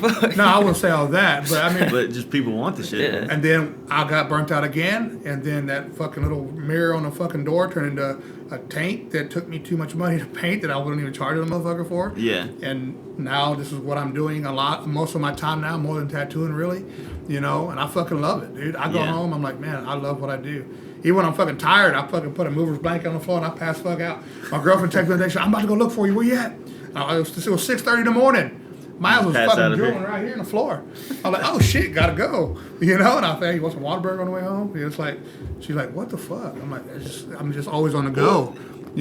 It's super exciting once you start doing something like, say, for you to get into paint, and for me, whatever I'm into, it gets super exciting. And I don't know what kind of type of person you are, but I'm like an indulging kind of person. Like, if I'm into something, I'm on fucking Pinterest, I'm on Facebook, Instagram, Google. I'm just like trying to immerse myself in as much knowledge or just exposure to something as possible. Oh yeah. And that's how I got good at paint, or that's how I got anywhere with paint, is because I would do that. And I try to apply it to other aspects. Like right now, it's welding and learning. Like, I'm trying to build my own website right now, which I've long thought websites were over, but I was like, with this whole podcast thing, we kind of need a website to use promotion. So I'm trying to learn how to build all this other technical bullshit. But yeah. So now I'm like at home, laying in bed, like watching YouTube videos on WordPress. You know what I'm saying? I'm the same way, dude. I'm in bed. I get home and I get home super late every day. Yeah. I'm at home on the bed looking at paint jobs. I'm looking at YouTube how-tos. I'm looking at, I go deep in the internet world. I'm like super deep in there. Have you thought about checking out any of the classes that come around, like the Art Circus or the? No, I subscribe to the Candy and Chrome guy. Mm-hmm. He's got a little deal where you pay like $30 a month and you watch him paint. And, oh, that's pretty cool. And it's called Connect Pile. How you pay him, and he does videos. I mean, he's got a fucking camera right on. It's almost like you're doing the paint job, and I learned a lot of shit that way. For real. I was having a problem for a long time because, like I said, I was self-taught. So whenever I was taping everything down, painting, peeling tape up, paint was coming up or it was paint underneath, I'm like, what the fuck? So Weezy's bike was a lot of touch-ups, dude, believe it or not. So, and the guy was like, so I texted him, messaged him on there. I was like, hey, dude, I'm having these issues and I'm watching you pull tape and it's like fucking perfectly clean every time.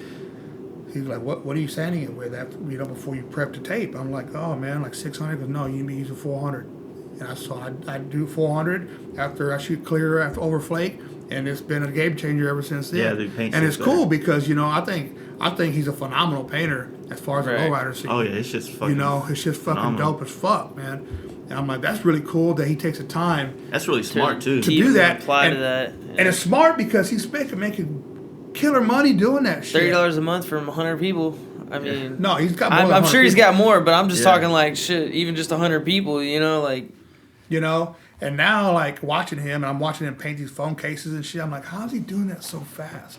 How's he taping that close and that tight together? How's he doing that? And you get to a point where you're motherfucker got a plotter and it lays everything out, and I'm like, you motherfucking smart ass son of a bitch. I would have been there trying to fucking do this shit, line it all out. Yeah. I'm like, wow, what? That's me. Whenever he's got me badass. taping over his graphics and shit, and I'm like, motherfucking. Yeah. Yeah. Sometimes you hit this fucking. But can you imagine doing a mirror image of a rooftop on this phone case right here? Like, fuck that. Yeah. And I'm like, dude, this dude's a badass. I want to watch him tape something, and I watch him peel it off. I'm like, well, that's fucking vinyl, man. I'm like, but fuck, it can't. You had to make it once, that's for sure. But it's still just But dude, it's like, and I learned a lot of shit that way. So, which was really a huge game changer for me because everything was trial and error. So I was fucking up a lot, which cost money, Mm-hmm. And then I'm beating myself up because I'm looking at everybody's stuff online, their paint jobs online. I'm like, man. You got to be able to look at that with a grain of salt. You got to be able to look at it as purely inspirational and not competitiveness. Oh, yeah, and it is inspirational. I'm like, man, and everything I do 150%. You know what I mean? Like, right. I put my all into it. Yeah. Even that simple paint job with the lady that took me a couple of days, and I was sick as fuck.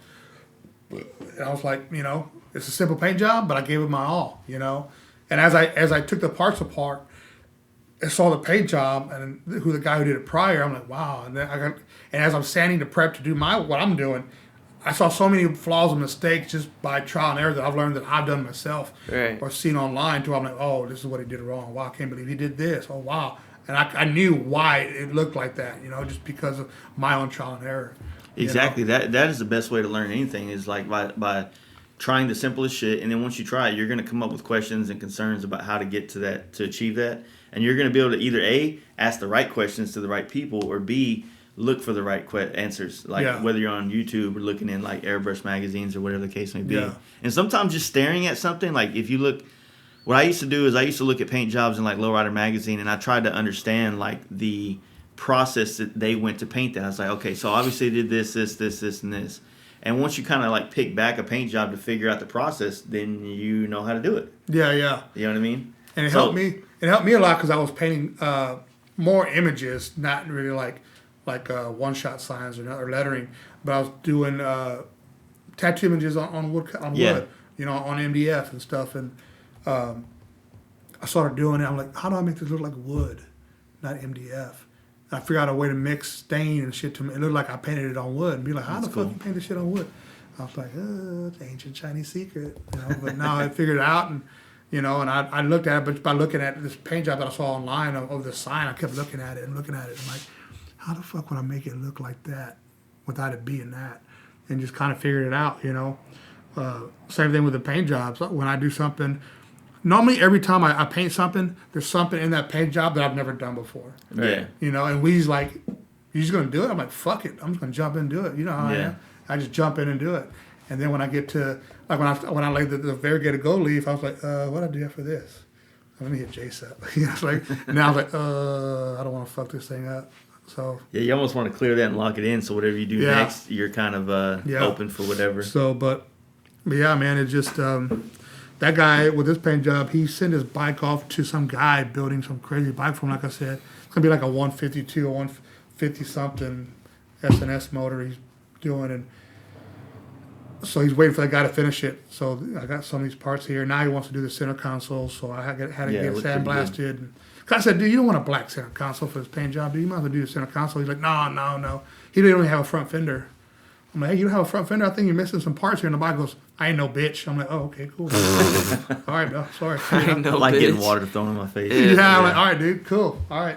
But, you know, he ended up being a really cool customer. We ended up being good friends, and now he's got another FXR he wants me to paint, and I think a chopper too now. So that's what's good about some customers, man. You get, like, I could say that I've had some of my best friends in life have been customers, and then there's some people in my life that I just can honestly tell him everything going on, every problem in my life, just because they're such good people and such good customers. And I got other customers that I literally think I'm going bald because of, or I have a DWI because of a shitty customer. That's how shitty it is. You know? Yeah. So it's kind of you know, great customers, and that's a good thing with you keeping it kind of small and simple like this, is that you can kind of weed out those customers that you don't want. Those people that are going to be more of a stress than they are going to be of a profit. I had a customer hit me up, and he wanted this crazy like image shit on his bike, when all this wild shit. I'm like, hey dude, that's just not my cup of tea, man. Yeah. He's like, oh, well, you saying my bike's not cool enough to pass? I said, no, sir, that's not what I'm saying. I'm saying I'm just gonna have to say no, decline your job. I said, because first of all, you know, I said I have 12 other bikes in front of you, so I can't paint it in the time frame you want. Second, it's just not my style of work. Yeah. So I'm not going to be into the paint job. So why would you want to pay me money for something that I don't want to do? I'm not going to be into. That just not. I said I can recommend you to someone who would knock this out the ballpark and love every second of it. And that's what you deserve as a customer. Yeah, He's paying for a custom paint job. So I couldn't get him to grasp that or understand that. I'm like, man. Well, it's too many. And I was the asshole. He's like, well, fuck you. You think you're a bad? I'm like, no, that's not what I'm saying. But that's just not my style. Well, I think that's the problem with like the corporate world, is they made it to where all these people feel like because they're spending money with somewhere that they get that Burger King have it your way kind of treatment, and it's just, that's not the fucking real world. Like, you know, yes, I'm fucking thankful that I get a job from you or this, or I'm thankful that you considered me for the job. Yeah. But I want you, like, it's just the same. It's the same thing with anybody. If someone's not psyched about doing the job for you, but they are psyched about this other job, then like, I want to find the guy that's psyched about this. You know what I mean? Yeah, exactly. So, yeah, dude, like, it's not for everybody. Sometimes some people are too particular. They're too, like, for instance, you probably get a lot of customers for your tattoo work and your paint work as well that come to you, man, I really like your style, I like your work. But then they tell you what they want you to do, and it's to the point to where it's like, okay, well, it sounds like you're the painter. Yeah, exactly. It sounds like you're the tattoo artist here. Exactly. And I'm literally just, like, you're gonna get behind me and hold my hands and do it for it. You know what I mean? Like, it's like you get to a point where you're, you know, trying to understand, like, man, you came to me for a reason. Just tell me what you want and let me go. Like, you like my style. You like what you see. Let me give you that. I had him, this is no bullshit. I had a dude who's a friend, a really good friend of mine. I had an extra, he had a 48 Sportster. And I said, hey, dude, I got an extra 48 tank. He goes, man, I really want to get a bike painted from you. I'm like, cool, man. I said, I got an extra 48 tank. I can at least start your tank, and and I said, your fitters owe me shit. He goes, well, give me a minute. Will you charge me for a tank? I gave him a price, and he goes, well, let me get some money together. And then I see him like a week later, and someone painted his bike. It was just candy green over some flake, and it was horrible. And he's like, hey, so can you paint my bike? I'm like, what happened? He goes, well, he put the bike together, the paint wasn't even dry yet. I'm like, why would you do that? To save some money? I was like, I said, and me, I feel like I'm so new to this. Every time I paint a paint job and someone wants to get something painted, I always ask Weezy because I feel like he's the man of all answers to me. Yeah. I'm like, Weezy, what should I charge for this? What should I charge for this? Because I don't know. I don't want to undercut nobody. I don't want to be that guy charging too cheap. I don't want to be that asshole. I want to be competitive and be on the same page as everybody around me, especially in the Texas paint scene. Yeah. I don't be, oh, that motherfucker charging too less. It's not enough, and he's an asshole. And I don't want to do that. I don't want to be that guy. I think people should always charge at what they feel like their skill level is. So it's like, it gets to a point. I mean, it's kind of like basically it's your value your time. Like, so if you have enough customers to where obviously if your quality's there, but if you have so many customers that you can pick and choose on what you want to work on, then I think you have more control over what you should be allowed to charge. Yeah. As opposed to if like you get one customer call a month, like you're probably not the guy that's going to get $10,000 for a paint job if you're only getting one call a month. Yeah. But if you're in demand and your work's quality and this, that, and the other, you kind of have that freedom. Yeah. I call it. I was telling the best way to word that is I was telling my girlfriend, I was like, you know what? I don't want to devalue my worth. Yeah. And I'm not gonna do that for anybody. Well, money's the biggest motivation for everything. I mean, this is fun. Painting is awesome, but it's still a fucking job. Yeah. And if this job can't pay my bills, then I'm not gonna do it. Yeah. Like I was 20 years old once, and I used to love painting all my buddies' shit in the garage. Like that was fun. But also I lived in my grandparents' house. Yeah. I had no fucking bills. Like a day in the life was get a 12-pack of Dr. Pepper, eat Chicken Express, and fuck off. You know what I mean? Yeah. That was life. So yeah, painting a car or a bike back in the day was the shit. But now it's like, dude, I got fucking 20 helmets of my own. I got panels and canvases and a million things of my own that I don't even paint because this is a fucking job. Yeah. Yeah. I don't have time. So you get guys that come in, oh man, I just want you to do it. I want you to do it. Or what I've been noticing recently, and I feel super bad about this, is that I've made a lot of friends over the last 15 years of doing this, and they're all super great people. And they always like, man, I see you doing a lot of stuff right now, man. I really want to find something you can do for me. And I appreciate that. But basically, they'll go in their house and like look for something that I can paint. And I mean, I don't give a fuck if it's a blender, a goddamn remote control for a Xbox, or a fucking bike. It still costs me a lot of time and money. And I'm like, dude, like, I really appreciate it, but I feel like you're just trying to find something for me to do right now. Like, I'm busy, you want a shirt? You want something like that? Like, it's cool, but yeah, you get these small things, and it's like, man, like, you don't want to be unappreciative, but I also don't want to be at that point where one day I'm like, man, I could use that $100 job right now. I was such an asshole for fucking 15 years. All these people that really liked me. Yeah. But it's a tough mind game too, man. This business, Yeah. Like me, I've gotten luck to where I've got a lot of people want to get paint stuff from me, which is awesome. I'm like, man, I don't feel like I deserve to be that busy. You know what I mean? Mm-hmm. Like it's like all happened like to me like overnight. You know what I mean? That's good though. It just happened, and it was all accidental. I didn't expect to be painting.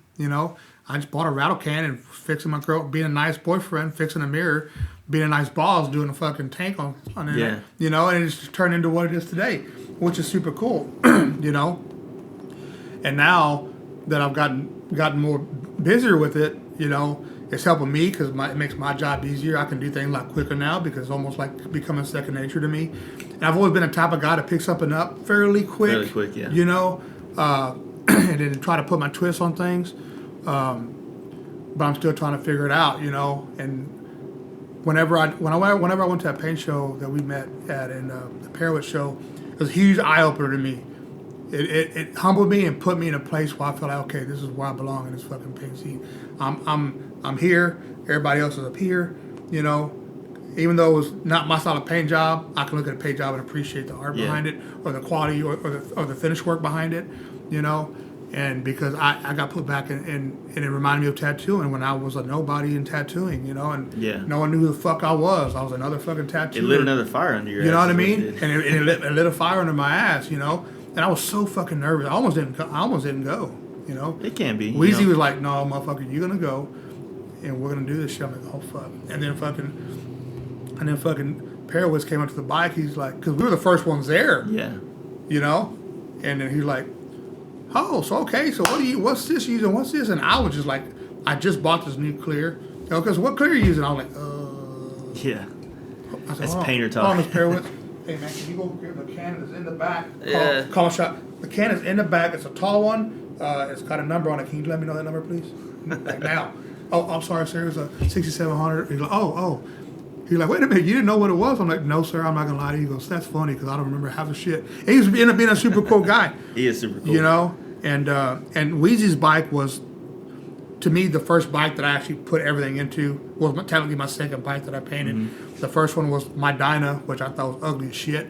You know? But talking to him and seeing how humble he was and how cool he was, for how long he's been in the game, and he's been in the game for a minute. I thought it was super fucking cool, man. You know, and what's really cool is what he's doing right now, and I've talked to him a lot about it, about how they're bringing these paint specific shows to the motorcycle world, because the lowrider scene's always kind of had some paint friendly awards and things like that, and the motorcycle world has kind of fell off on that.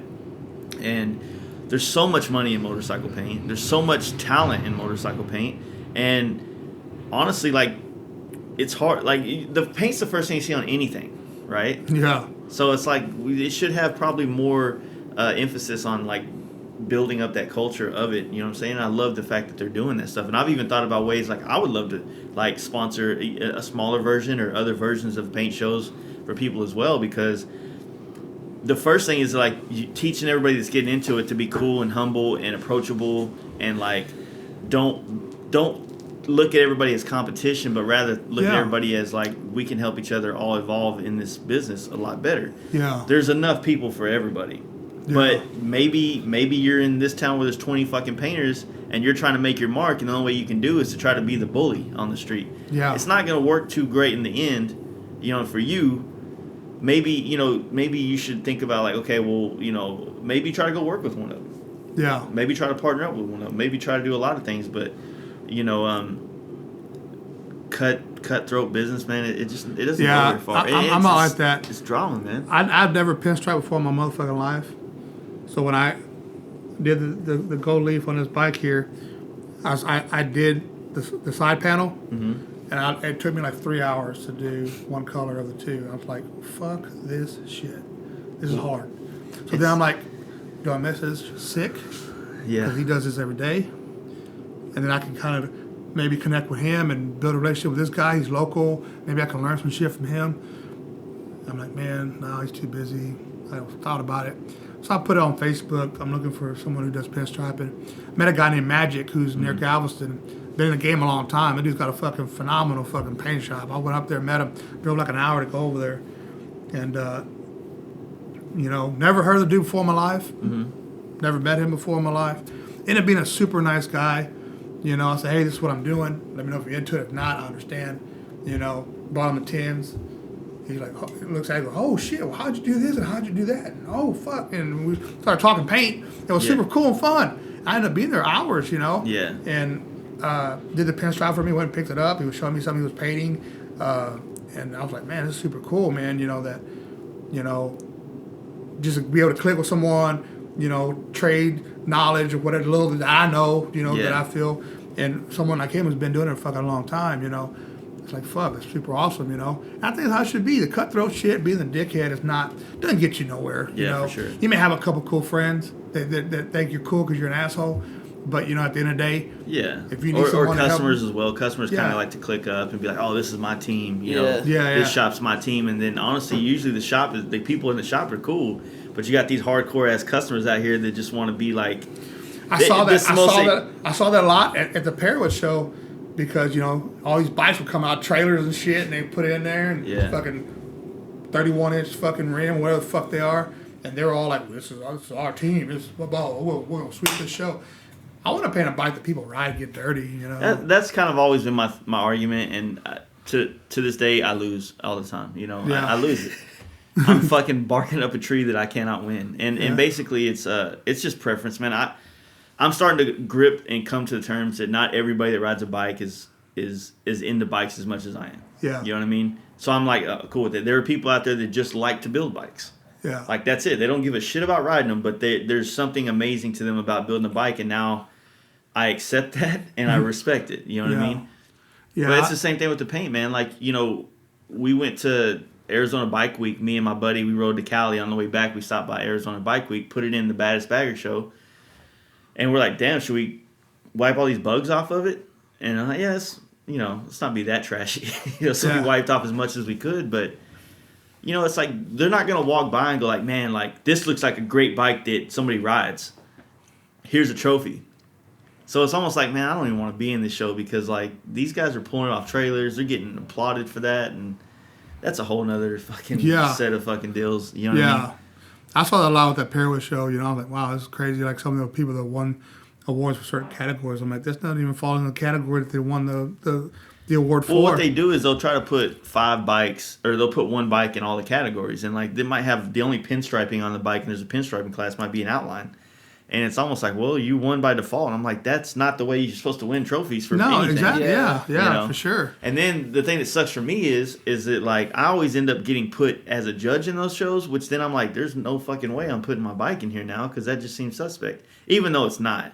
Yeah. But like in Sturgis, when I finished the gold bike, like it probably could have done well out there, but I felt weird putting it in the show that I was judging at Sturgis. And it's just kind of a weird deal, you know what I mean? Yeah, so I didn't do it, but...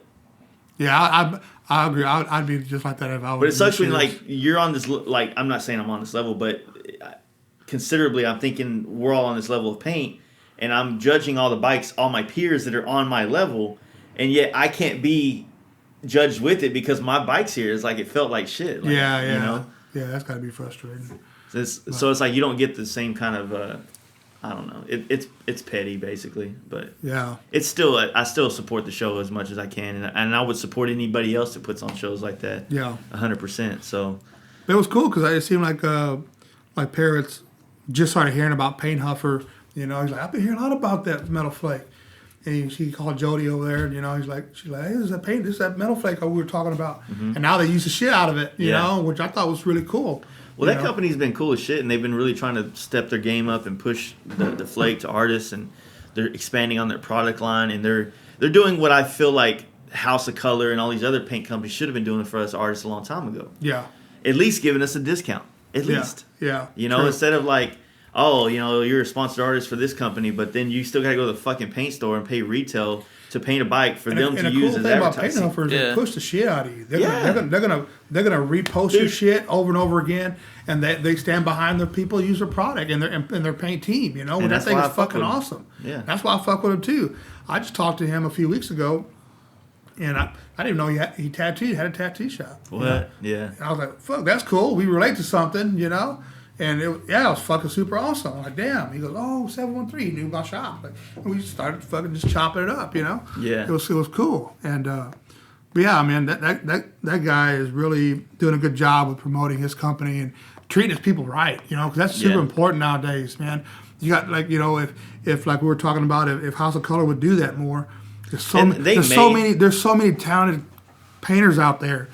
If they would just open their arms a little bit to realize and not be so corporate, you know, because painters not asking for much. They've been around a long time. They got plenty of money to do whatever the fuck they want. So if it's not in my budget, I think it's full of shit, you know, because what candy are you going to use, really? Yeah. I mean, the thing that sucks is that I'm just speaking on my experience, and House of Color could sponsor a lot of artists as far as giving a lot of paint away, but it's just... You know, I'm just looking at it like, man, like I'm painting my own bike, man. Can you shoot me something? You know what I mean? Yeah. Matrix does. Matrix sends me paint when I need it for my bike. I went to SEMA for House of Color. Like I just promoted your company for 3 months. Yeah. You know, I use your products all the time for, you know, pinstriping and stuff like that. So I'm like, well, I would like to do this next bike with all your products from start to finish. And I didn't get the response I wanted, or actually much of a response at all. But it's all good. I mean, I'm not necessarily famous or anything in that, right? So it's not like they give me paint, then I'm gonna. They're gonna get. I don't think someone should be quote unquote famous to be helped out in a situation or to be acknowledged. You know what I mean? Or have a big name. I think there's a lot of fucking badass painters out there, that I can't wait to meet. And when I'm on social media, I'm like, who the fuck? Someone's tagged in something, and I go that tag, Yeah. I'm like, who the fuck is this dude painting this just badass came out of nowhere. He's you know got what I mean? fucking some sick I'm ass like, artwork. fuck Holy yeah, shit. and I think it's badass. And I feel like, that companies should help out these people that are using their product. In some way, shape, just even if it's just 10% off, just say hey, thank you. Not being like, to me, I kind of feel like, we're House of Color. People know who the fuck we are. You're gonna buy our product anyway. Well, the complicated thing that I'm noticing with House of Color is that they sell to jobbers, and then jobbers themselves, like English Color or something like that, they're not gonna hook me up with shit. So it's like, so then it gets kind of complicated for House of Color themselves to personally hand me stuff, and they have before. I've gotten gallons of clear and stuff like that before, but it's just one of those deals, man. You just want to the thing is, and I've said this, and I've talked to a lot of corporate people about this, like the custom paint market does not make up dick for what they make for paint. Yeah. You know what I mean? Like, if you think about it, 3M isn't fucking making a killing on us buying their tape. You know what I mean? Yeah. They're making a killing by all the people in body shops that are running through $20,000 of materials a month buying products. That's where the money's at. Mm-hmm. But the only thing that we have over that is that we're the guys that take their products and make it famous. You know what I mean? Yeah. So, we're not spending $20,000 in tape every month, but guess what? When I take a picture of this tape on this tank and I put it online and 1,000 fucking people dig it, and then they start using your tape, then you're getting free advertising from that point. Yeah. You know what I mean? And at that point, it's like, okay, well, don't give it to the artist. I mean, I'm not saying you had to give it to him, but like, hey, man, just want to say that post was an awesome post. We really like your shit. We want to send you a box of tape right quick. Like, I'm like, fuck yeah, like that's $200. Yeah. If you can send me a roll of tape, I'm gonna be happy. Hell yeah, no that shit. shit's so expensive, but it's just one of those deals, man. It's a hard argument because this is only a surface kind of thing, so we don't know what all these paint companies really do for people, and they might be doing some amazing things, but I'm sure they are. Yeah. It's just one of those deals. I just feel like it'd be a nice if there was a known platform to which some painters can kind of get more. Just cushion, you know what I mean? Yeah. Cushion to be able to, because, man, you can easily have a $5,000 paint bill a month for painting 1 or 2 bikes. Yeah. You know what I mean? Trust me, I know. It's a tough one, man. So, but hey, what's so as we get closer here to the end, like what's this year, man? Like it's a new year. What are we doing? It's a new year. Where are you going? I'm in this new building, and it's going to be a busy year.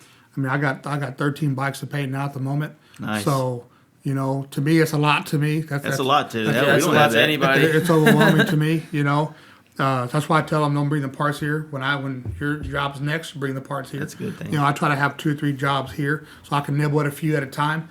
If I see parts laying here, I'm gonna want to touch it. I want to paint it. Yeah. And I don't want to be working at 13 paint jobs at one time. Right. It gets confusing. Yeah. Yeah. So and it keeps my mind fresh. So that's it, man. I really want to travel more. When's the chop gonna be done?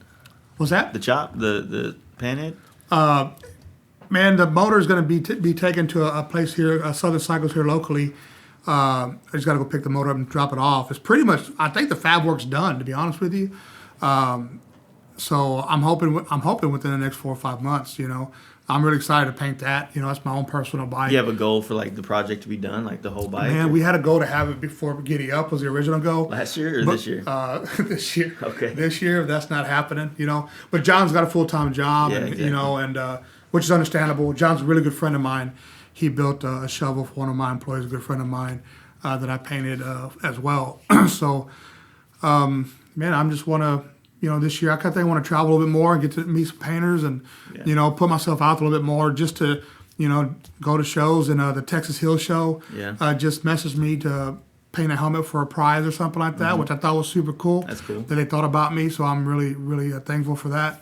And I'm going to be at that show for sure. I plan on being at the Giddy Up show. You need to camp with us, man. Yeah. Party, dude. I almost bought a fucking Winnebago, man. I can't do that. We sleep on the ground, bro. Yeah, Me dude, too, straight but I was like, hey, it up, bro. Winnebago would be dope. That would be dope you to know? have, though. And I'm like, I'm just hating. no, I'm just hating, bro. no, but I want to get out to a little bit more, meet some painters, and hopefully, get some knowledge from people out there that, that I look up to. I think do really dope shit, and like I said, and see where it takes me. Yeah. But that's it. I'm trying to take this year day by day, man. Mm-hmm. When I try to look at all it. When I was last year, everything was happening so fast. It just happened so fast. The month was over, bills were due. Next month, boom, oh shit, bills are due again. It's like, that cycle never ends. Yeah, I know, right? There's a couple of things. Every time you wake up, bills are always due, and that's never going to go away. Yeah. But no, man, I love what I do, and I'm happy and thankful that people have been, so nice, so kind as yourself, helping me out when I got questions, no problem, man. Or even liking something I do, when somebody likes something I do, I think it's cool, and because I don't feel like I'm at a level as a lot of people out there. So trust me, and that's just that's you got to be that way, man. Because there's so many fucking artists out there that are so. When I feel like I'm killing it, I just got to go on Instagram and scroll down 2 or 3 pictures. I'm like, fuck, this dude is fucking just murdering this shit. It's so badass. You know what I mean? And I'm a huge fan of some painters that are known. Not because they're known. Scott from Chemical Candy, I love his work because of the color choices he chooses are just phenomenal to me. I kind of feel like he should be a tattooer, because his color, because color schemes I think are fucking amazing, and his twist of how he does things is definitely his style, and I'm a huge fan because of that. Schultz, I'm a huge fan because his style you can that from a mile away. Yeah, exactly. He had a live video on Instagram one day, and someone gave him some U.S. Chemical Clear or something. I think that's what it was. And so I said, "Hey man, what do you think of it?" And he responded back to me. I didn't want to. I was scared to fucking even respond back. I thought it was super dope, and he seemed like a super nice guy. He's very approachable. Yeah. I thought it was super cool because and I'm sure in reality he is, but outside looking in, I feel like he's a super busy guy in high demand. And for him to take the time to do that, I thought was super cool. Especially somebody like me who's a fucking nobody in this world, as far as in this paint scene. So I thought it was super awesome. So I hope I get to meet, him and, he people should be at Rock to. Rally this year. Yeah, oh, really? That's where you got to come to Rock Rally. Yeah, dude. Rock Rally's where it's fucking at. Blast. Yeah. Just go there to party, though. Don't worry about riding. Don't expect to ride. Just if I'm going to go anywhere, I'm going to go to man. party. I ain't going there to do Dude, anything else but that, party.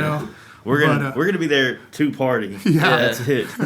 Air But, quotation marks. But that's what I'm gonna do, and my, Wheezy, Wheezy, he's like really pushing for me to do that, and so that's what I'm gonna do, and not to get any paintwork from it, just to meet some cool people and meet some painters I look that'll up to. come naturally, man. You know what I mean? And I think it's awesome, and I think, as far as from what I experienced, the paint community has been super humble and super helpful, and always been there for me when I had probably a silly question, that they probably like, you should have fucking known that already, dude. You know what I mean? Why are you fucking asking me this shit? But hey, I'm not gonna act like I know it when I don't, and and hopefully, I get to, just build on the style that I'm trying to figure out, and that's my style, and see where it takes me. Yeah, that's all you got to do, man. So, so how can everybody? Are you more on Instagram? Or are you? I'm more on Instagram and Facebook, which is just Homer Saenz. It's still my tattoo page. I'm actually I just put on there on a little deal for yes and no. It's like a survey. I asked if I should do my own paint, like a separate paint page, and more people saying yeah. I think you should just. I want to keep it because I would keep it because you already have you already have a following. Yeah, I already have a one. following on there, and plus I gotta answer emails from the tattoo shop, and I got a lot going on. One more thing I got to log into. It's tough. I tried to do it for to separate the building aspect of bikes that we do. I'm sure because you got 2 pages, right? I have 3, but I don't use the third one. I have one for my personal shit and then one for the business, and then I had separated. I tried to think the same way. I want to separate the paint from us when we build and wrench on bikes. And then I'm like, man, it's a lot, dude. It's a lot, man. It's a full-time job, dude. Yeah. It's a full-time job, But you have a website or anything? No, not yet. The tattoo shop is just 713tattoo.com. The paint shop is Saenz Designs. What town is the tattoo shop in? Here in Houston, it's about 15 minutes from here. It's downtown Montrose area of Houston, kind of like the Deep Ellum of Dallas. Pretty much a good way to put it. The area that I'm in now at the paint shop, they can reach me at my phone number, which is on the website, 832-236-5074, or they can just message me at homersaenz@gmail.com, and Hell yeah. And go from there, and hopefully we can do some cool shit. Well, hey, man, I appreciate you opening the doors for us. And No, letting us man, come thanks for driving all the down way fucking out here for me, dude. You Dude, know? we're here to party this weekend. I told Weezy, has Jay sent you up yet? He goes, no, he hasn't hit me. No, up. we were waiting on you Yeah, to get here, and I had him messaged text him. Weezy. Yeah, and he's yeah. like, I'm going to we're supposed to be going to the dirt bike thing tonight too, but Oh, yeah. I'm Is not, he going to that? He said Yeah. he was. Yeah. He said he was going. He's huge in the motocross scene, dude. Yeah, we're supposed to be. I guess we're gonna have a little get together over at Zombie Mike's house over there. Oh, yeah? Cool. So if Yeah, you're out in that way, or if you're working tonight. Yeah, I may have to swing by there, but yeah, man. Like I said, thanks for thinking about me and letting me be a for part sure, of this. Any painter I can get on here is cool, man. So hey, I appreciate it. Yeah, See you thanks a later. lot, dude. Appreciate it. Thanks for being on.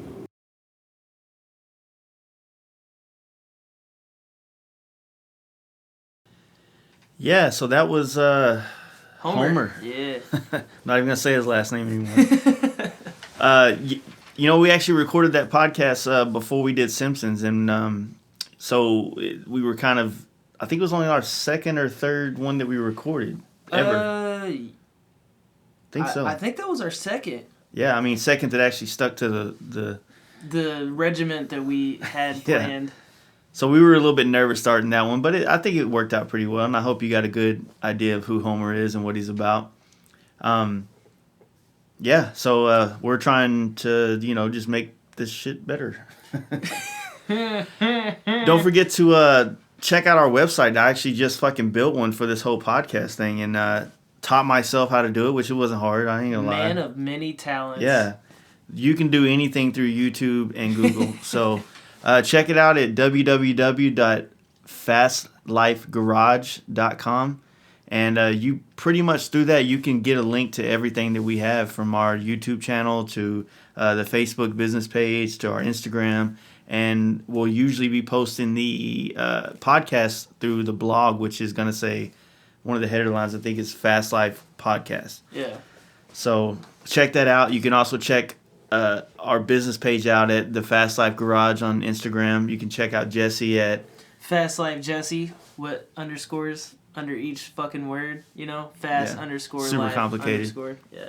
And if you want to see pictures and selfies of me and other random shit like that, you can go to my personal page, which is Fast Life Jace. No underscores. All ran together. Yeah, but you can, read it because, you're an adult and it's... Grammar's yeah. important.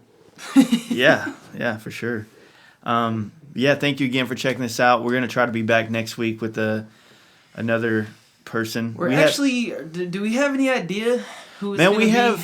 we've got a lot of people coming over time, but unfortunately a lot of we have so many people that are out of state, so we're kind of waiting on Daytonas and events to take place for us to get these podcasts recorded, but we're scheduling right now with a few people, and we should have some cool shit coming. I know we're going to have FXR Mike on soon again. We need to, man. He's really cool. And, Good of vibes. course, Mark Matthews from Texas Performance. We're going to redo his since the original one we recorded got lost, and that's why I had to buy a computer. It was a great podcast, too, man. That would have been great. And we have IMS coming next weekend, and we're actually going to sit down with Paul from Lindahl Wheels while he's in town. And, so we got plenty of things coming. It's just going to be a little slow rolling until these events start taking place. So, but we appreciate it. Thank you for checking in, and, subscribe to all our shit, please. Thanks. Later.